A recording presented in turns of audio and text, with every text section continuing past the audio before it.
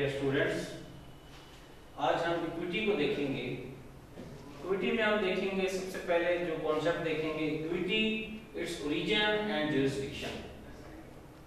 दूसरा हम देखेंगे डिले डिफीट इक्विटी और तीसरा हम देखेंगे he who comes to equity must come with clean hand. और चौथे नंबर पे जो हम टॉपिक देखेंगे टेम्परेरी एंड परपेचुअल इंजेक्शन। तो सबसे पहले हम देखते हैं कि इक्विटी क्या चीज है।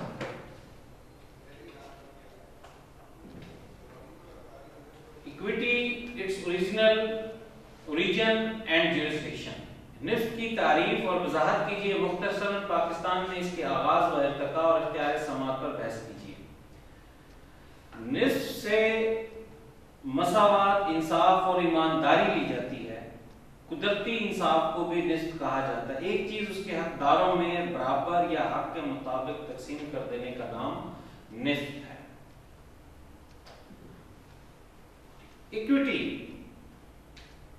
इक्विटी का आगाज जो है वो बरतानिया में हुआ कि वहां की अदालतें जो थी वो रिवाज के मुताबिक फैसले करती थी। तो उन फैसले करने से जो पेचीदगियां पैदा होती थी, उन पेचीदगियों को हल करने का जो मैकेनिज्म बनाया वो इक्विटी है। वो क्या कि ये जो जितना हमारा जुडिशियल सिस्टम है इसकी बुनियाद इस पर है कि इंसाफ हो, जिसका हक है वो उसी को मिले। अगर हम इन कवानीन पर अमल दरामद करने के बावजूद हकदार को हक ना मिले, पेचीदगियां पैदा हों, तो उस मसले को इक्विटी हल करती है। हुआ ये कि जो बरतानिया की अदालतें थी वो रिवाज के मुताबिक बड़े सख्त फैसले देती थी। तो उनकी सूरत में जो लोग नाइंसाफी महसूस करते थे उस फैसले पर, उन्होंने डायरेक्ट दरखास्तें जो थी वो किंग को देने शुरू की, ताज को। तो उन्होंने वो चांसलर को मार्क करना शुरू की और चांसलर ने इंसाफ के तकाजों के मुताबिक उस पर फैसले करने शुरू किए। इंसाफ के तकाजे, ये समझना जरूरी है। इसको मैं इस एग्जांपल से समझाऊंगा कि अगर एक शख्स ने दो जायदादें अपनी, एक की मालियत 20 लाख रुपए, एक की मालियत 1 करोड़ रुपए है, दोनों प्लेज कराई हैं, और अगर डिफॉल्ट करता है 20 लाख, तो कानूनन उसको उसकी दोनों जायदादों से अपने 20 लाख लेने का हक है, चाहे वो 1 करोड़ से ले ले, चाहे वो 20 लाख से ले, कानून के मुताबिक जो फैसला। लेकिन इंसाफ का तकाजा यह है कि उसका अगर 1 करोड़ का जायदाद बिकती है, 20 लाख वो लेता है, तो उसका पूरा एसेट जाया होने का खर्चा है, तो वो 20 लाख वाले एसेट से ही ले। फैसला तो हुआ, लेकिन उसके बावजूद उस शख्स को नाइंसाफी करने का इख्तियार है। तो इस तरह के मसाइल हल करने के लिए जो चांसलरी अदालत बनी वो इंसाफ के मुताबिक फैसले करती थी। इंसाफ क्या है कि चीजों का अपनी जगह पर होना। मैं बार बार मिसाल देता हूं, जैसे गाड़ी है, उसके इंजन है, उसके तमाम पुर्जों का अपनी जगह पर वो सही काम करेंगे तो वो गाड़ी सही चलेगी। तो जो हमारा इंसाफ का निजाम है, जो हमारी अदालतें हैं, वो किसी का राइट होता है, वो किसी की ऑब्लिगेशन होती है, वो पूरी नहीं करता तो वो रेमेडी के लिए अदालत में आता है। तो अदालत उसको ऑर्डर देती है कि अपने डोमेन में वापस चले जाओ। तमाम इदारे अपने डोमेन में जाते हैं और अपना अपना काम करते हैं, जिससे मुल्क ग्रो करता है, तरक्की करता है। तो ये जो इक्विटी का कॉन्सेप्ट है, ये भी कॉन्सेप्ट बड़ा इंपॉर्टेंट कॉन्सेप्ट है कि इंसाफ के तकाजों के मुताबिक फैसले किए जाएं। तो वो जो चांसलरी कोर्ट्स थी वो इंसाफ के तकाजों के मुताबिक फैसले करती थी। निस्फ से मुराद है कि अगर किसी मामले में उससे मुतालिक सरियन हुक्म या कानून या ज़ाब्ता मौजूद ना हो तो फरीकैन के माबैन मफादात, हकूक और जिम्मेदारियां को बराबर बराबर बामुताबिक हकूक तकसीम कर दिया जाए। इस सोच और तरीकेकार को निस्फ का नाम दिया गया। देखें, बाज़ औक़ात नए हालात जो पैदा होते हैं उसके मुताबिक पार्लियामेंट का काम है लेजिस्लेशन करना। जैसे अब कोरोना आ गया है, इसके हवाले से बड़े मसाइल हैं, तो हमारी पार्लियामेंट को लेजिस्लेशन कर रही है और करेंगी भी। तो इस तरह बाज़ औक़ात ऐसे होता है कि पार्लियामेंट लेजिस्लेशन नहीं करती, तो अदालतों के पास ऐसे मामलात आ जाते हैं कि उन पे कानून ही नहीं होता। जब उन पे कानून नहीं होता तो ये जो इक्विटी है और ये जो उसके असूल हैं, दो असूल आज हम देखेंगे, delay, defeat, security, he who comes to equity must come with clean hand. ये जो असूल हैं, इन असूलों को देखते हुए और अपने ज़मीर के मुताबिक जज जो है वो फैसला करता है। क्या कहता है कि फरीकैन के माबैन बेनिफिट्स, राइट्स, लायबिलिटीज को बराबर बराबर बामुताबिक हकूक तस्लीम किया जाए। कानून बुनियादी तौर पे आपके राइट्स के तहफ्फुज का नाम है, उसमें आपका राइट का तहफ्फुज दिया जाता है। उसको एक सुप्रीम इदारा मंजूर कर देता है कि ये इसका राइट है, तो उसका जो राइट बनता है वो उसको मिले। माहिर कानून सगीर अहमद अपनी किताब में लिखते हैं, इक्विटी से मुराद इखलाकियात, कुदरती इंसाफ, दयानतदारी और ईमानदारी है। इक्विटी का मतलब ये नहीं है कि कोई शॉर्टकट है, ये कानून की आला सिफ्त है कि अगर कानून की पेचीदगियों से कोई नुकसान हो रहा है या कोई नाइंसाफी हो रही है, उसको इक्विटी के तहत मैनेज किया जा रहा है। इससे मुराद इखलाकियात, कुदरती इंसाफ, दयानतदारी और ईमानदारी है। इससे मुराद कुदरती इंसाफ के असूलों का निफाज है। ये तयशुदा असूलों का मजमुआ है जो जज साहिबान की सवाबदीद और मर्जी पर मुनस्सर ना है। ये इन असूलों का बाकायदा मजमुआ और कानूनी निजाम है जो कानून आमा और मौजुआ कानून के असूलों और कानून मौजुआ के मुतवाजी चलता है। स्टोरी के अल्फाज में ज्यूरिस्ट है, निस्फ कानूनी चाराजोई के नतीजे में हासिल होने वाले इंसाफ का वो हिस्सा है जो बिला शिरकत गैर अदालत हाय निफ्स की तरफ से सरअंजाम दिया जाता है। अदालत हाय कानून आमा की कानूनी कार्रवाई की सरअंजामदही में कतई मुख्तलिफ है कि निफ्स की जो अदालतें हैं वो इंसाफ के असूलों को देखती हैं। वो क्या देखती हैं? इंसाफ के असूलों के मुताबिक वो फैसला करती हैं।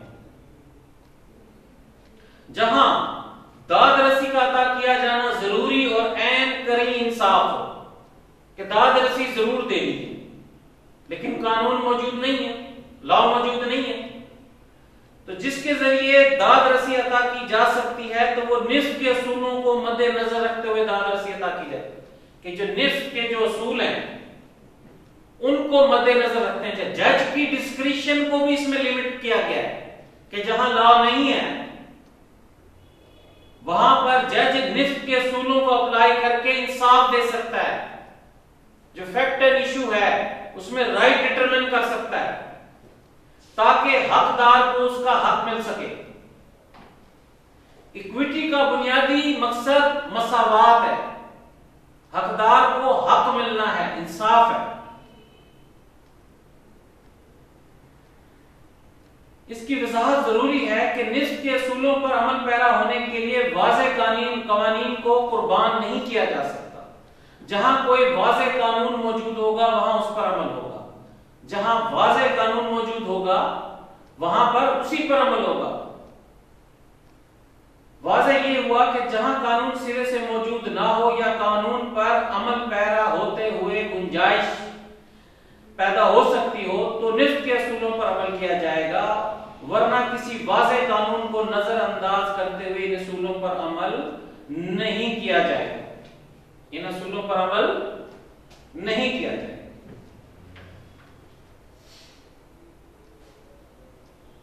अब हम देखते हैं कि पाकिस्तान में निफ्ट के असूल क्या हैं।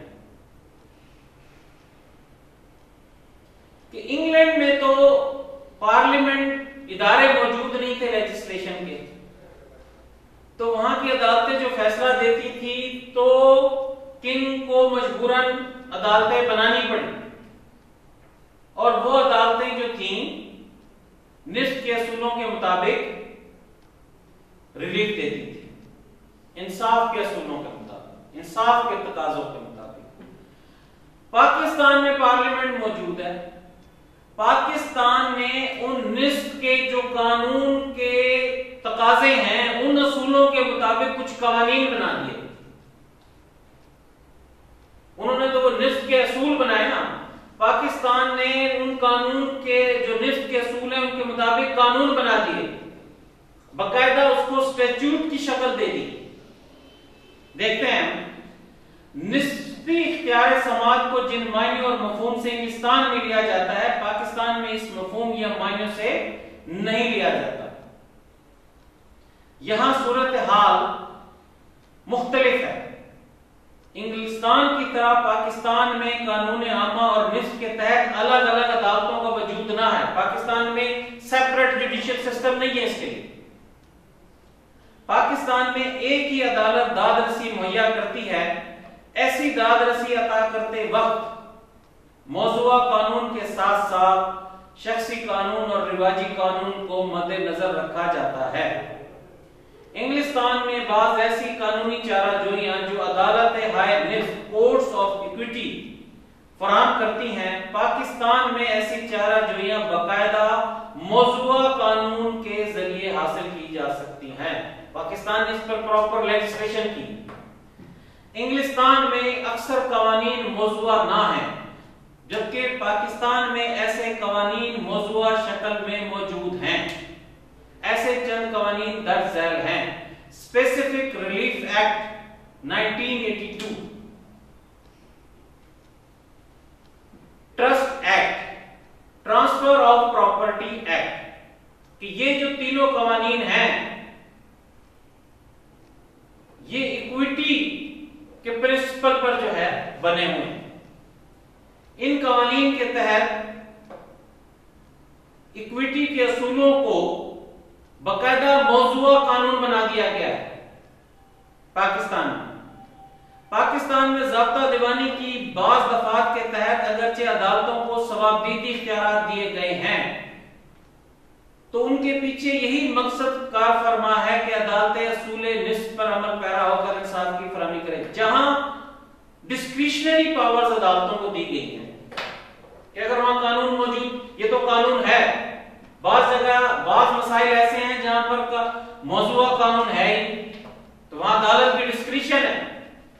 सिविल कोर्ट ने हर रॉन्ग को राइट करना है, चाहे कानून मौजूद हो या ना हो। सीपीसी की सेक्शन 151 के तहत inherent power of the court है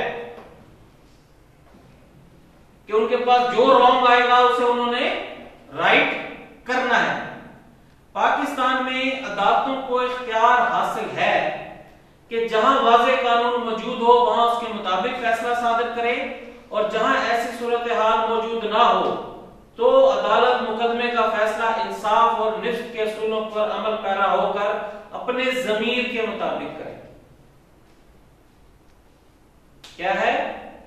अदालत मुकदमे का फैसला इंसाफ और निफ्ट के असूलों पर अमल पैरा होकर अपने ज़मीर के मुताबिक कर सकती है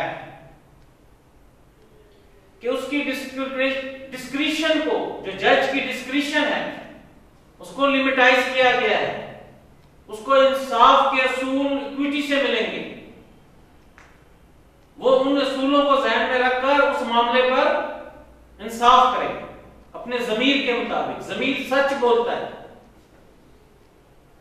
जो कानून होता है वो अगर आपके ज़मीर से मैच करता है तभी लोग उस पर अमल करते हैं। ज़मीर सच बोलता है। निस्फ के असूलों पर अमल पैरा होकर किसी अमर मुतनाज़ा का फैसला करना दरअसल इंसाफ की फराहमी को यकीनी बनाना है कि जो निस्फ के असूल हैं वो बुनियादी तौर पे इंसाफ फराहम करने के असूल हैं कि इन असूलों के मुताबिक ही इंसाफ हासिल किया जा सकता है। अगर आप निस्फ के असूलों पर अमल कर रहे हैं तो इनडायरेक्टली आप इंसाफ कर रहे हैं, मसावात कर रहे हैं, उस हकदार को उसका हक दे रहे हैं, ताकि किसी खास कानून पर जो किसी खास अमल के बारे में होगी गैर मौजूदगी में इस कमी को पूरा किया जा सके। निस्फ की बुनियाद मदरजे ज़ैल 3 असूलों पर है। He who seeks equity must do equity. He who comes to equity must come with clean hand. Delay defeats equity. पहला जो असूल है, निस्फ के तलबगार को खुद भी निस्फ पर अमल पैरा होना चाहिए।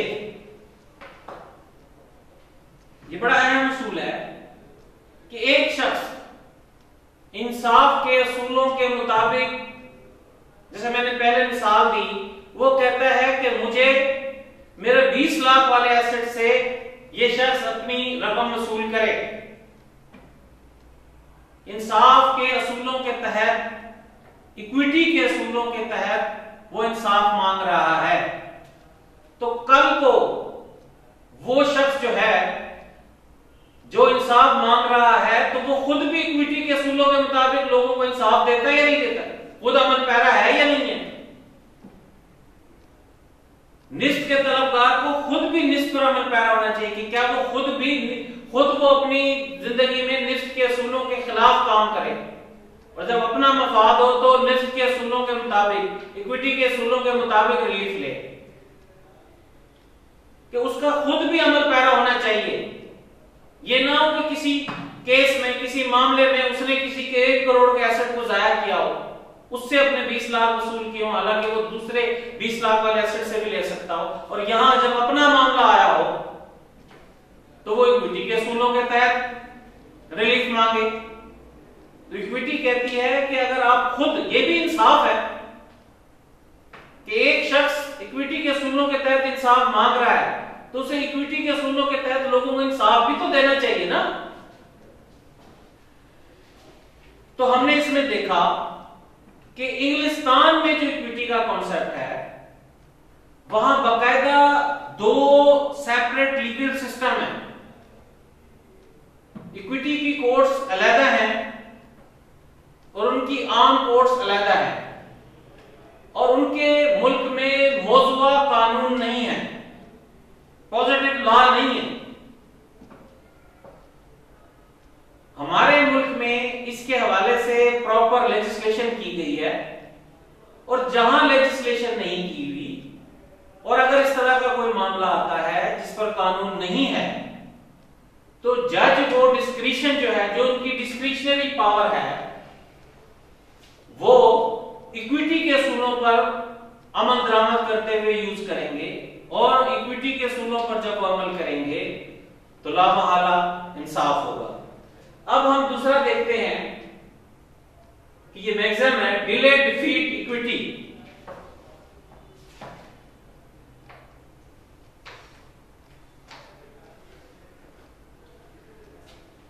आप मदरजे ज़ैल मकूले की वजाहत किस तरह करेंगे? ताखीर निस्फ की नफी करती है। एक हमारा असूल है कि इंसाफ में ताखीर जो है इंसाफ को खत्म कर देने के मुतरादिफ है। यहां यह है कि ताखीर निस्फ की नफी करती है। डिले डिफीट इक्विटी की जो डिले है वो इक्विटी के तहत जो आपने इंसाफ हासिल करना है उसको डिफीट कर देता है। हर शख्स को अपने हकूक के हसूल और उसके दिफा के लिए हमेशा चौकस रहना चाहिए और उन्हें गज़ब किए जाने की इजाजत ना देना चाहिए। कानून के बारे में जिस तरह ये कहा जाता है कि कानून सिर्फ चौकस की मदद करता है, सुस्त की कोई मदद नहीं करता, इस तरह निस्फ के बारे में भी ये कहा जाता है ये सिर्फ उन लोगों की मदद करती है जो अपने हकूक के लिए चौकस होते हैं। कि एक मामले में आप इतना डिले करें कि आपको रिलीफ ना दिया जा सकता हो, तो कानून जो है हमेशा चौकस की मदद करता है, विजिलेंट की मदद करता है। वो कहते हैं ना, मुद्दई सुस्त गवाह चुस्त, कि कानून से, कानून क्या है? कानून जो है वो अवाम ही बनाती है। तो उस पार्लियामेंट के जरिए, वो पार्लियामेंट मुंतखब करती है, वो पार्लियामेंट कानून बनाती है, वो पब्लिक पॉलिसी होता है, वो अवाम का। तो अगर उसका राइट बनता है, चाहे इक्विटी के तहत बनता है, चाहे कानून के तहत बनता है, तो उसको उस मामले में चौकस होना चाहिए।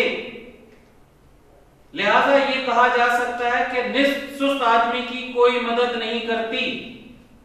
Equity aids the vigilant, not indolent. वो मशहूर बात है कि वो बादशाह ज़हीरुद्दीन बाबर जो था, उसका जो बेटा था नसीरुद्दीन हुमायूं, वो भी सुस्त था। शेरशाह सूरी ने उसको शिकस्त देकर उसके इक़्तिदार पे कब्जा कर लिया था, और उसके बाद दोबारा उसको इतनी बड़ी जंग लड़नी पड़ी, और उसके बाद वो पावर में आया। तो उसकी बुनियादी खामी जो थी कि वो सुस्त था। एक शख्स अगर अपने हकूक गज़ब होने के बाद सुस्ती और लापरवाही का मुजाहरा करता है, तो उसे कोई हक हासिल ना है कि वो निस्फ का सहारा ले, और ना ही निस्फ उसकी कोई मदद कर सके। एडवोकेसी, कानून के मुताबिक आपका एक हक बनता है, आपका राइट इन्फ्रिंज करते हैं। इक्विटी के मुताबिक आपका एक हक बनता है, आप हक नहीं लेते,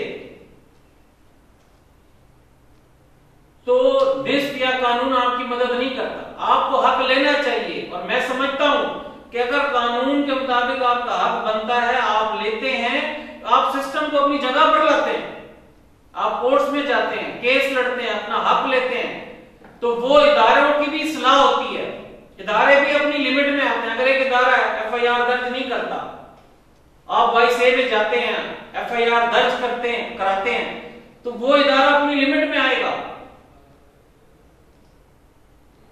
कि जब अपना अपना हक लेंगे, तो वो इदारे को भी उसकी जिम्मेदारी का आप एहसास दिला रहे हैं, उसकी डोमेन का आप उसे एहसास दिला रहे हैं।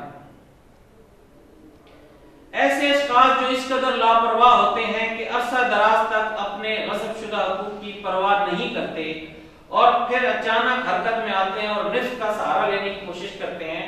निस्फ ऐसे लोगों की कोई मदद नहीं करती, इसलिए कहा जाता है ताखीर निस्फ की नफी करती है। डिले इक्विटी को डिफीट कर देता है। एक मकूला है, जस्टिस डिलेड जस्टिस डिनाइड, ये अलग चीज है। जस्टिस डिले, यहां भी देख लेंगे, अगर जस्टिस डिले किया जाएगा समझो डिनाइड है, वो ना होने के बराबर है। इसी तरह आप अपने राइट को डिले करेंगे तो डिले डिफीट इक्विटी, इंसाफ के तहत जो आपको रिलीफ मिलना है वो आपको नहीं मिल सकेगी।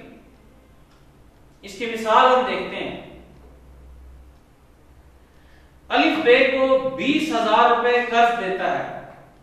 बे कर्ज की वापसी की खातिर अपना मकान फर्जी तौर पर किसी दीगर शख्स के नाम मुंतकिल कर देता है, ताकि अलिफ कर्ज की वसूली के लिए नीलामी मकान ना करा सके। उस मकान के ही बदले में उसने कर्ज लिया है। कर्ज की वापसी का दावा 3 साल के अंदर होना चाहिए। अलिफ अगर कर्ज की वापसी की खातिर 2 साल बाद दावा करता है तो उसे दाद रसी हासिल होगी, क्योंकि म्याद में अभी 1 साल बाकी है।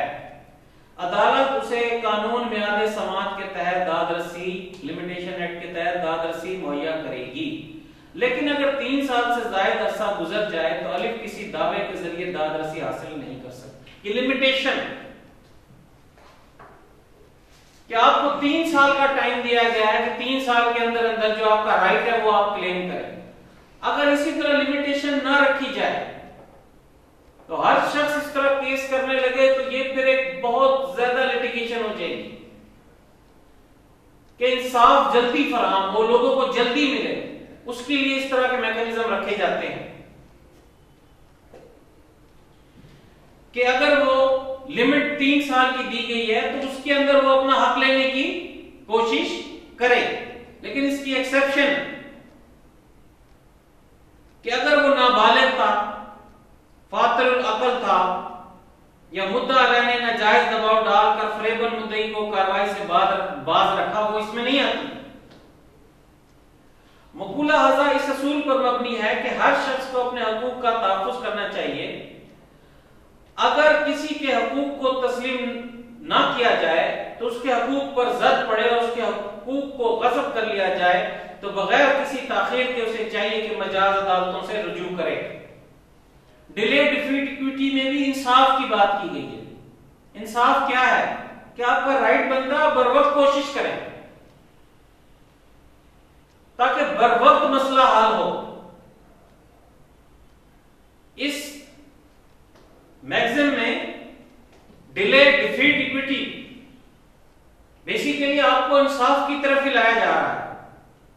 अगर वो सुस्ती का मुजाहरा करता है, लापरवाही इख्तियार करता है, बिला वजह ताखीर का मुजाहरा करता है तो वो किसी किस्म की दाद रसी से महरूम रह सकता है। ऐसी सूरत में अदालत उसे कोई दाद रसी मुहैया करने की पोजीशन में ना होगी। निस्फ के इस मकूले की बुनियाद ये असूल भी है कि निस्फ काहिल, गाफिल और सुस्त आदमी की कोई मदद नहीं करती। आजकल खुसूसन पाकिस्तान में तमाम हकूक जो कि कानून मियाद समात की जद में आते हैं जो इस असूल निस्फ के तहत पैदा होते हैं, लिहाजा इस मकूले की अहमियत कदरे कम होकर रह गई है। मजमूआ ज़ाब्ता दीवानी के आर्डर 21 रूल 58 में निस्फ के इसी असूल को समोया गया है ताकि ताखीर निस्फ की नफी करती है। इसी तरह मजमूआ ज़ाब्ता दीवानी की दफा 115 के तहत अदालत आलिया के सवाबदीदी इख्तियारात इसी असूल को सामने रखकर तय किए गए हैं। तो डिले डिफीट इक्विटी में इस मैगज़ीन में बुनियादी दर्स यह दिया गया है कि जो डिले है वो इक्विटी को डिफीट कर सकता है, कि जो शख्स जिसका राइट है उसको विजिलेंट होना चाहिए। अब हम अपने तीसरे क्वेश्चन की तरफ चलते हैं। He who comes to equity must come with clean hand।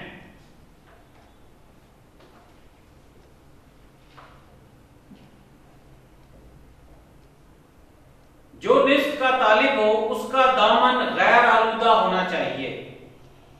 मदरजा बाला मकूला कि जो निस्फ का तालिब हो उसका दामन गैर आलूदा होना चाहिए की बुनियाद इस पर है कि निस्फ के तहत राद रसी के ख्वाहिशमंद को मुकम्मल तौर पर नेक जज्बे और साफ ज़मीर से अदालत में आकर निस्फ के असूलों का सहारा लेना चाहिए।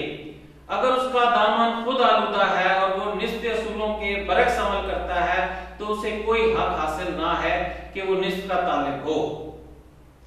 निस्फ में ऐसे अशखास की कोई मदद नहीं करती जिसके अफाल काबिल मुजम्मत हों।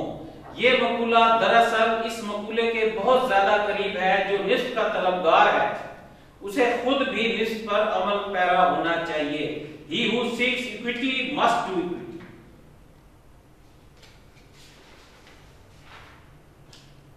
इसमें हम देखते हैं अलिफ अपनी जायदाद के कागजात के एवज बे के पास रहन करता है। बाद अज़ा अलिफ बे से इस बिना पर कागजात वापस ले लेता है कि वो जायदाद बेचकर उसकी रकम कर्ज अदा करना चाहता है। बाद अज़ा अलिफ उसी जायदाद को जीन के पास रहन कर देता है और गलत बयानी करता है कि इस जायदाद पर पहले कोई बार ना है, कि वो जायदाद बेसिकली उसने प्लज की हुई है और उसे कहता है कि मैंने आपके पैसे अदा करने हैं तो आप मुझे जो है कागजात दे दें, मैं ये बेचकर आपको पैसे अदा करूंगा। वो पैसे अदा करने के बजाय अगले को धोखा देता है कि इसके ऊपर कोई बार नहीं और वहां उसको प्लज करा देता है जहां जीन का हक फाइक हो, क्योंकि बे ने इंतहाई गैर जिम्मेदारी का मुजाहरा करते हुए कागजात अलिफ को वापस कर दिए, हालांकि कर्ज अदा ना हुआ था। ऐसी सूरत में बे असूले निस्फ का सहारा नहीं ले सकता। वैसे भी दादरसी, निस्फी या कानूनी कोई शख्स अपनी फरेबदही पर इसका सहारा हासिल नहीं कर सकता। दूसरी जो बात इसमें बताई गई है कि दफा 115 कानूनी शहादत जिसमें अमर माने तकरीर मुखालिफ का एस्टॉपल, डॉक्ट्राइन ऑफ एस्टॉपल, कि एक जगह आपने एक मौक़िफ़ इख्तियार कर लिया तो दूसरी जगह आप वो दूसरा मौक़िफ़ इख्तियार नहीं कर सकते, का जिक्र किया गया है कि बुनियाद इस मकूले पर रखी गई है। ये नहीं हो सकता कि एक शख्स बदनीयती से गलत मौक़िफ़ इख्तियार करे और बाद अज़ां किसी असूले निफ्स का सहारा लेकर नाजायज मफाद हासिल करने की कोशिश करे। अदालत ऐसे शख्स की हौसला शिकनी करेगी। अगर मुद्दई दानिस्ता तौर पर धोखा और फरेब का मुजाहरा करे या जानबूझकर हकायक छुपाए तो असूले निफ्स की बुनियाद पर उसे किसी किस्म की दादरसी अता नहीं की जा सकती। अगर मुद्दई का अपना किरदार ठीक रहा है, वो नेक नियत ईमानदार हो, तो उसने किसी मरहले पर बदनीयती का मुजाहरा ना किया हो तो वो असूले निफ्स का सहारा ले सकता है, वगरना नहीं। हमने जो ये दो असूल देखे ये बहुत करीब करीब है। He who seeks equity must do equity, कि जो निफ्स का तलबगार है वो खुद भी इक्विटी पर अमल करे, और he who comes to equity must come with clean hand, कि अगर जो शख्स इक्विटी के तहत रिलीफ लेने आ रहा है वो क्लीन हैंड से आए, उसके हाथ साफ हो। अक्सर हम जवाब दावे में जो लीगल ऑब्जेक्शन करते हैं उसमें ये बड़ा इंपॉर्टेंट ऑब्जेक्शन है करते हैं ही कम कि ये विद क्लीन हैंड ना आया है। स्पेसिफिक रिलीफ एक्ट के तहत कोई केस होगा, ट्रस्ट एक्ट के तहत कोई केस होगा, तो उसमें ये जरूरी लिखा जाता है कि ये क्लीन हैंड ना आया है, और ये साबित भी किया जाता है। तो ये देखना होता है कि इंसाफ तो यही है ना कि एक शख्स निफ्स का तलबगार है, वो चाहता है मुझे निफ्स के असूलों के तहत रिलीफ दिया जाए, तो वो खुद क्लीन हैंड हो, वो उसके हाथ आलूदा ना हो, उसके हाथ ऐसे ना हो कि वो खुद गलत काम करता हो लेकिन जहां उसका अपना मफाद हो वहां वो निफ्स के असूलों के तहत रिलीफ लेने आ जाए। तो हमने दूसरा क्वेश्चन देखा, he who comes to equity must come with clean hand। अब हम अपने चौथे क्वेश्चन की तरफ चलते हैं।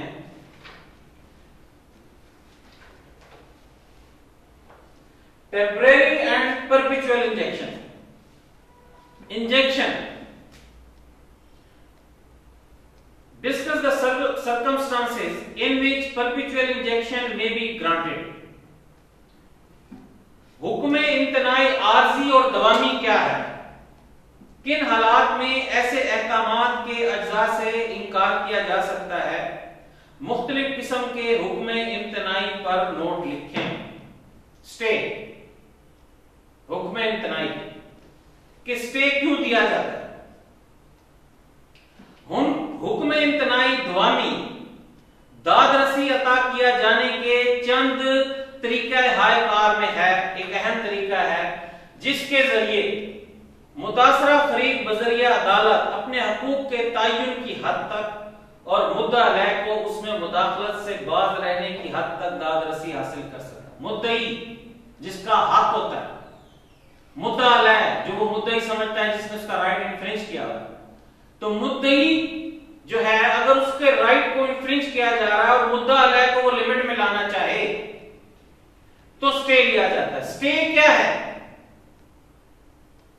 कि उस मैटर को स्टे कर दिया जाता है। स्टे का मतलब ये नहीं है कि मामला रुक गया है, अदालतें फिर डिटर्मिनेशन ऑफ राइट करती हैं। स्पेसिफिक रिलीफ एक्ट जो है ये निफ्स के असूलों के मुताबिक कानून है। तो ये जो इसमें असूल है स्टे का, टेम्परेरी एंड परपेचुअल इंजेक्शन, ये निफ्स के असूलों के मुताबिक है कि किसी का राइट इन्फ्रिंज ना हो। कानून दादरसी खास के तहत अफराद को ऐसे अफाल सरअंजाम देने से रोका जाता है जिसका ना करना उन पे लाजिम है, कि एक काम उसने नहीं करना और वो कर रहा है तो अदालत उसको रोक देती है। और हुक्म इम्तनाई दवामी के तहत ऐसे अफराद को ऐसे अफाल सरअंजाम देने से रोका जाता है जो किसी के कानूनी हक में मुदाखलत की हद तक पहुंचे। कि किसी का लीगल राइट है, उसमें कोई शख्स मुदाखलत कर रहा है, उसको रोकने के लिए स्टे दिया जाता है। उसको रोकने के लिए इंजेक्शन दिया जाता है। 53 अलिफ कानून दादरसी खास के तहत आरजी हुक्म इम्तनाई भी हासिल किया जा सकता है। दफा हज़ा में आरजी हुक्म इम्तनाई की वजाहत इन अल्फाज में की गई है। टेम्परेरी इंजेक्शन, इंजेक्शन किस तरह होते हैं? एक टेम्परेरी इंजेक्शन होता है, एक परपेचुअल इंजेक्शन होता है और एक मैंडेटरी इंजेक्शन। हम ये तीनों देखेंगे। Temporary injunctions are such as are to continue until a specified time or until the further order of the court. They may be granted at any period of a suit and are regulated by the Code of Civil Procedure. आरजी हुक्म इम्तनाई वो है जो एक खास वक्त तक या जब तक अदालत दूसरा हुक्म सादर करे नाफिज रहे, और वो नालिश के किसी भी मतलब सूट के किसी भी मरहले पर टेम्परेरी इंजेक्शन दिया जा सकता है। इसका इंतजाम सीपीसी की रूह से होगा। अदालत फ्रीकैन का इब्तदाई मौक़िफ़ सुनने के बाद ता फैसला दावा या किसी नए हुक्म तक हुक्म इम्तनाई आरजी जारी करती है। अदालत अगर महसूस करे कि मुद्दई का मौक़िफ़ गलत है तो वो हुक्म इम्तनाई आरजी के साथ साथ दावा भी खारिज कर सकती है। हुक्म टेम्परेरी इंजेक्शन कि अदालत जब मौक़िफ़ सुनती है तो वो स्टेटस को का ऑर्डर कर देती है, टेम्परेरी इंजेक्शन का ऑर्डर कर देती है कि यहीं रुक जाओ, और फिर अदालत दोनों का मौक़िफ़ सुन के डिटर्मिनेशन ऑफ राइट करती है, और अगर मुद्दई का मौक़िफ़ गलत हो तो आरजी स्टे टेम्परेरी इंजेक्शन भी खत्म कर देती है, उसका दावा भी खारिज कर देती है। अगर मुद्दई का दावा बज़ाहिर सच्चा मालूम हो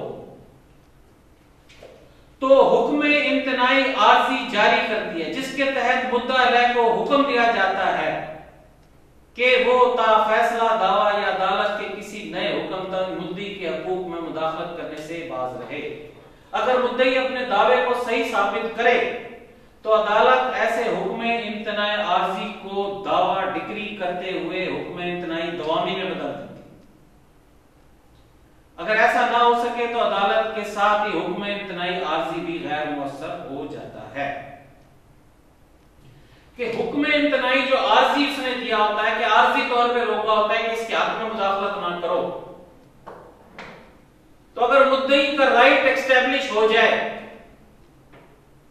अगर मुद्दई का राइट एस्टेब्लिश हो जाए तो वो हुक्म इम्तनाई दवामी दे देती है कि भाई आप इसके राइट में कभी भी मुदाखलत नहीं कर सकते। इसकी हम मिसाल देखते हैं। अलिफ बे से अराजी पटे पर हासिल करता है। मुआहदे में शर्त है कि अलिफ अराजी से मट्टी नहीं खोदेगा। पटे पे ली है और उसमें ये शर्त शामिल है कि वो अराजी से मट्टी नहीं खोदेगा, लेकिन अलिफ ऐसा करता है, मुआहदे में शामिल है कि उसने मट्टी नहीं खोदनी, वो खोद रहा है, तो वो उसके हक में मुदाखलत कर रहा है। उस कॉन्ट्रैक्ट से उसको ये हक हासिल हुआ है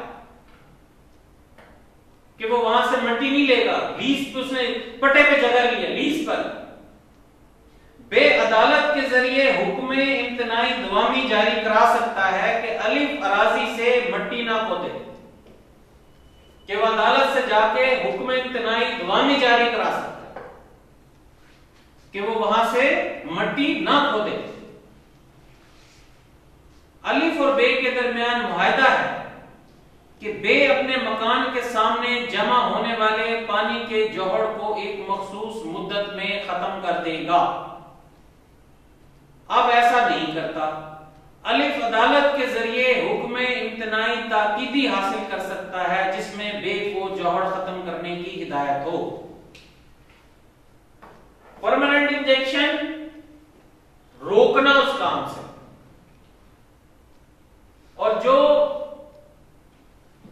हुक्म इम्तनाई ताकीदी होगा मैंडेटरी इंजेक्शन, उसमें अदालत बकायदा हिदायत देती है कि आप ये जोहड़ खत्म करें, ये जोहड़ खत्म करें। हुक्म इम्तनाई का जारी करना या ना करना अदालत के इख्तियार तमीज़ी जुरिस्डिक्शन पर है। अदालत दावे के तहत तमाम नुकात और हकाइक को सामने रखते हुए ऐसा हुक्म जारी करने या ना करने का हुक्म सादर करती है। फरीक बतौर इस्तेहकाक ऐसा हुक्म हासिल नहीं कर सकती। कोर्ट की अपनी डिस्क्रिशन है कि वो स्टे दे या ना दे। आप बतौर हक नहीं ले सकते कि अदालत के सामने जब मामला पेश किया जाता है वो दोनों पार्टियों का मौकफ सुनती है। अगर वो महसूस करते हैं कि यहां पर हमें इंजेक्शन देना है तो वो देते हैं। यहां ये वजाहत भी काबिल गौर है कि कोई भी हुक्म इम्तनाई फरीकैन के लिए होता है।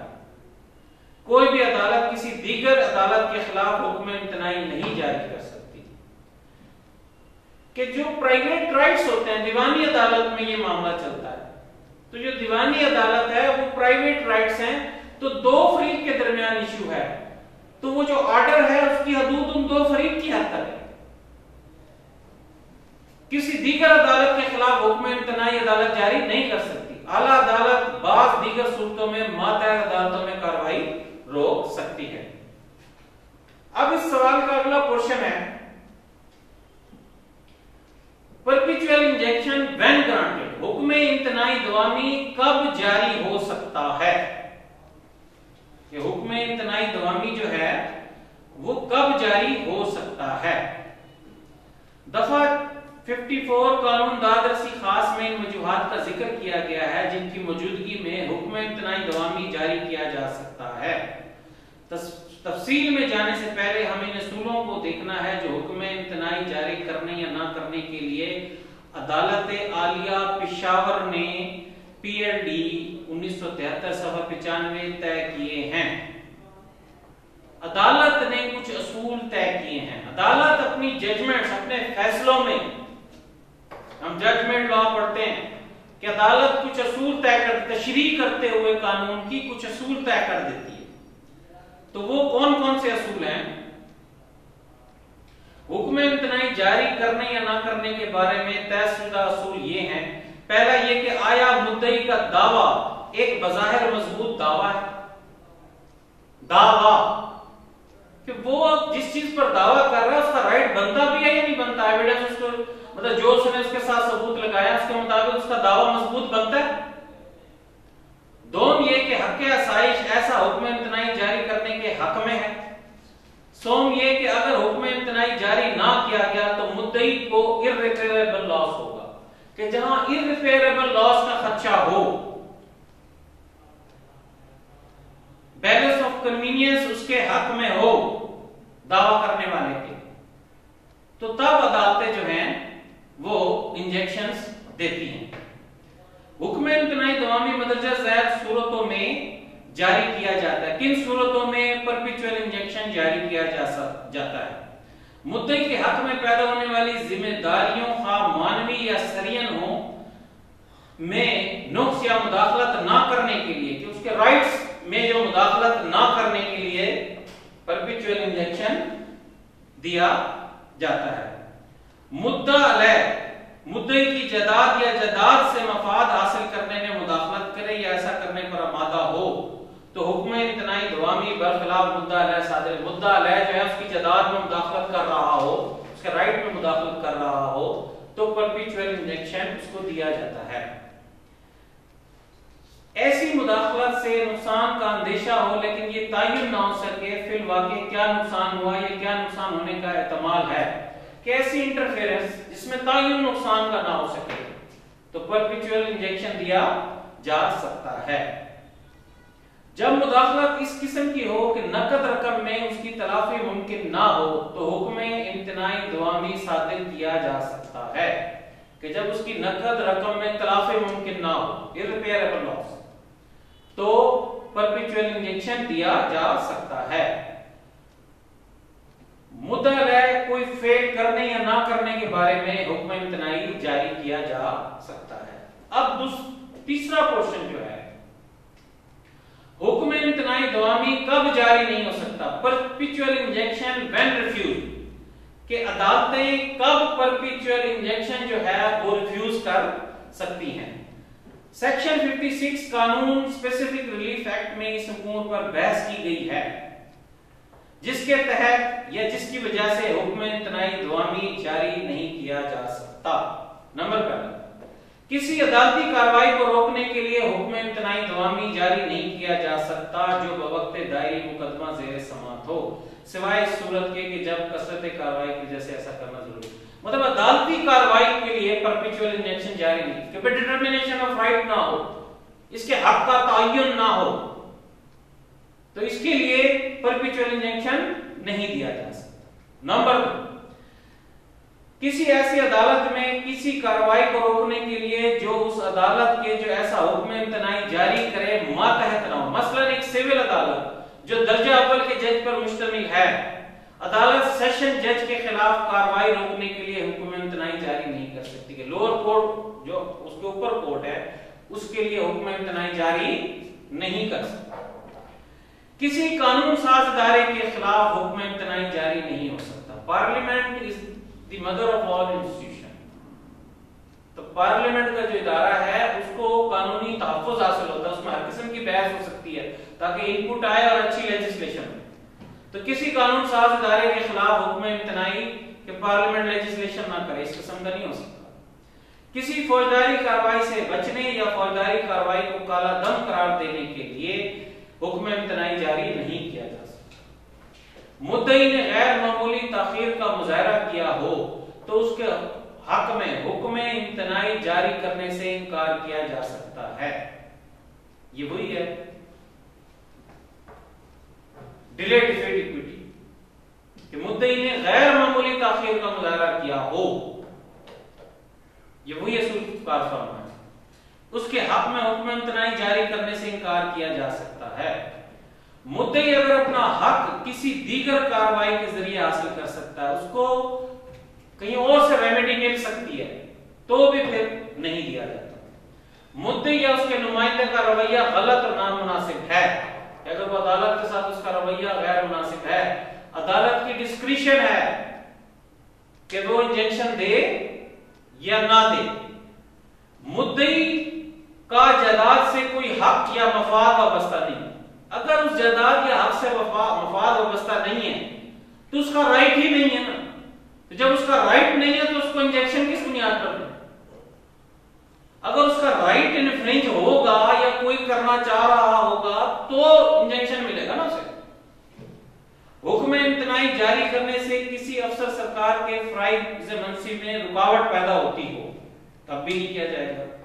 मुद्दई ने चालाकी का मुजाहरा किया हो और असल वाकयात को अदालत से मख्फी रखा हो, कि अदालत को उसने असल वाकयात से अगर मख्फी रखा होगा तो भी परपेचुअल इंजेक्शन नहीं दिया जाएगा। अब हम देखते हैं मैंडेटरी इंजेक्शन, हुक्म इम्तनाई ताकीदी। मैंडेट एक काम करने के लिए कहना कि उसके मैंडेट में एक काम करना है और वो नहीं कर रहा, कि उसके मैंडेट में है। जैसे हमने पहले मिसाल पढ़ी थी कि उस जोहड़ को खत्म करना, उसका मायदा था कि इतने अरसे बाद मैं खत्म कर दूंगा, उसके मैंडेट में ये काम। दूसरा शख्स कह रहा है कि ये आपने काम करना था, तो वो अगर नहीं करता तो अदालत उसको सिर्फ हुक्म दवामी नहीं देती बल्कि उसको इंस्ट्रक्शन जारी करती है कि आप ये काम करें। जहां किसी अमर से रोका जाना मकसूद हो तो हुक्म इम्तनाई आर्जी जारी होती है। ताहम जहां हकूक की बजावरी या तहफ्फुज़ की खातिर या नुक्स को रोकने के लिए बाज़ अफ़आल की तकमील जरूरी हो तो अदालत किसी शख्स को हुक्म दे सकती है कि वो खास फेल सरअंजाम दे। गोया किसी फेल को अदालत जबरी हुक्म के तहत सरअंजाम देने के लिए कर सकती है। इसे हुक्म इम्तनाई ताकीदी इसलिए कहा, ताकीद उसमें ताकीद की जाती है कि ताकीदी इसलिए भी कहा जाता है कि इसमें किसी शख्स या इदारे को अदालत ये ताकीद करती है कि वो कोई खास फेल जो उसके मैंडेट में है उसमें करना है वो बजा लाए। हुक्म इम्तनाई दवामी हुक्म इम्तनाई ताकीदी में बुनियादी फर्क यह है कि अदालत हुक्म इम्तनाई दवामी में किसी फेल से बाज रहने का रोकने का हुक्म देती है कि उसके राइट में दाखिलत ना करे, जबकि हुक्म इम्तनाई ताकीदी में किसी खास फेल को बजा लाने का हुक्म सादिर करती है। अलिफ नाजायज तरीके से ऐसी दीवार गिरा देता है जिससे बे की इमारत को खतरा लाहक है। अदालत अलिफ को ऐसी दीवार तामीर करने का हुक्म सादिर करती है। वाबडा एक खंबा अलिफ के मकान के बिलमुकाबिल नस्ब करता है। अदालत ऐसे खंबे को वहां से हटाने का हुक्म सादिर कर देती है। इसमें वो ताकीद करेगी ताकि अलिफ अपने मकान में दाखिले और बाहर निकलने के हकूक मुतासिर ना हो। तो हमने ये देखा कि हुक्म इम्तनाई ताकीदी मैंडेटरी में उसको ताकीद की जाती है कि आप ये काम करें। तो आज हमने सबसे पहले इक्विटी का कांसेप्ट लिया कि इक्विटी क्या है। इक्विटी मसावात और इंसाफ कायम करने का नाम है। इक्विटी कानून की पेचीदगियों से अगर कोई नाइंसाफी हो रही है तो उसको भी मैनेज करने का नाम है। जहां लॉ मौजूद नहीं है वहां इक्विटी के असूलों के मुताबिक फैसला किया जाए। Equity its origin and jurisdiction, कि इसका ओरिजिन कहां से हुआ? इसका ओरिजिन इंग्लैंड से हुआ, वहां चांसलरी कोर्ट्स बनी थी। उसके बाद हमने इसका बड़ा मशहूर मैगज़ीन है डिले डिफीट इक्विटी, कि जो डिले है वो इक्विटी को डिफीट करता है। He who comes to equity must come with clean hand, कि जो शख्स इक्विटी के तहत मसावात इंसाफ मांग रहा है तो उसे खुद भी उस पर अमल पैरा होना चाहिए। स्पेसिफिक रिलीफ एक्ट, पाकिस्तान में स्पेसिफिक रिलीफ एक्ट इक्विटी के असूलों पर बकायदा स्टैट्यूटरी लॉ मौजूद है। इंग्लैंड में स्टैट्यूटरी लॉ मौजूद नहीं है। इंसाफ के तकाज़ों के मुताबिक इक्विटी जो मसावात बयान करती है, तो पाकिस्तान में वो असूल, उन असूलों के मुताबिक बकायदा स्टैट्यूटरी लॉज बना दिए गए। तो उसमें एक स्पेसिफिक रिलीफ एक्ट है। तो स्पेसिफिक रिलीफ एक्ट का अहम portion temporary and perpetual injection के आर्जी और हुक्म इम्तनाई दवामी और ताकीदी हमने इसमें देखा है। तो डियर स्टूडेंट्स, इक्विटी सब्जेक्ट्स में ये कॉन्सेप्चुअल सब्जेक्ट है कि इसमें जो कॉन्सेप्ट दिए गए हैं वो एक अहम कॉन्सेप्ट है और ये प्रैक्टिस में भी बड़ा काम आता है। स्पेसिफिक रिलीफ एक्ट, उसके तहत ही सारे डिक्लेरेशन ऑफ राइट होती है, हकूक मिलते हैं। तो ये स्टूडेंट्स के लिए समझना जरूरी है। तो इंशाल्लाह फिर नेक्स्ट लेक्चर में मुलाकात होगी। Thank you.